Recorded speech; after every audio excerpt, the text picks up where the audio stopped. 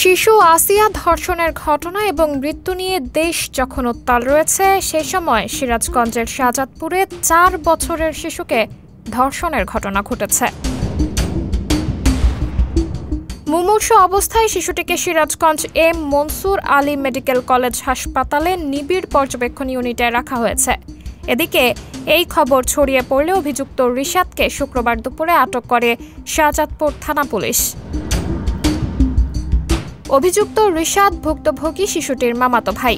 সে শাহজাদপুর উপজেলার হাবিবুল্লাহ নগর ইউনিয়নের রতনকান্দি উত্তরপাড়া গ্রামের রাজমিস্ত্রি জাহিদুল ইসলামের ছেলে ও হাবিবুল্লাহ নগর উচ্চ বিদ্যালয়ের 9ম শ্রেণীর ছাত্র।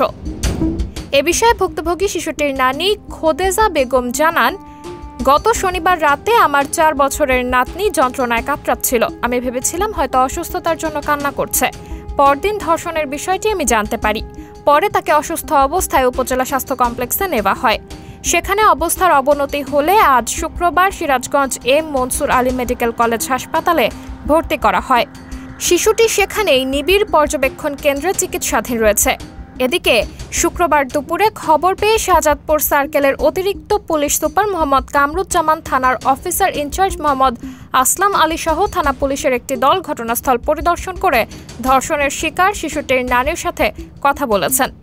শিশুটির বাবা মা ঢাকায় শ্রমিকের কাজ করে এবং তার মেয়ে নানির কাছে থাকে। এ বিষয়ে অতিরিক্ত পুলিশ সুপার মোহাম্মদ কামরুজ্জামানের কাছে প্রশ্ন করা হলে তিনি এখনই বিস্তারিত জানাতে চাননি। অধিকতর তদন্ত করে পরবর্তীতে প্রেস ব্রিফিংয়ের মাধ্যমে সম্পূর্ণ বিষয় তুলে ধরবেন বলে সাংবাদিকদের জানিয়েছেন। সাবরিনা জলিল, সবার কথা।